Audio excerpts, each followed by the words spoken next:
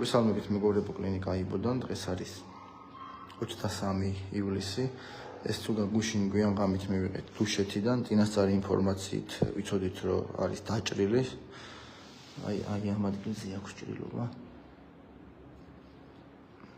გადავიღეთ რენტგენი. სამწუხაროდ ნამდვილად დასტურდება, რომ არის ნასროლი. ეს არის ტყუის მდებარეობა.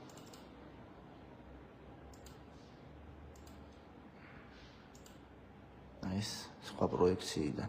მოკლედ, სიცოცხლის საფრთხე არ ემუქრება, იმიტომ რომ ტყვია გაჩერდა კანს და ნეკნებს შორის. შინაგანი ორგანოები და მნიშვნელოვანი ორგანოები დაზიანებული არ არის, ამიტომ ეს მდგომარეობა სტაბილური, ნორმალური, კარგია. ჩვენ რაც საჭიროა ახლა ყველაფერს ჩაუტარეთ, პირველად დახმარებას და ასე შემდეგ, რაც იქნება საჭირო, დანარჩენს უკვე გამოძიება დაადგენს, როგორც ვიცით, დაწყებული არის გამოძიება და ჩართულები არიან შესაბამისი სამსახურები.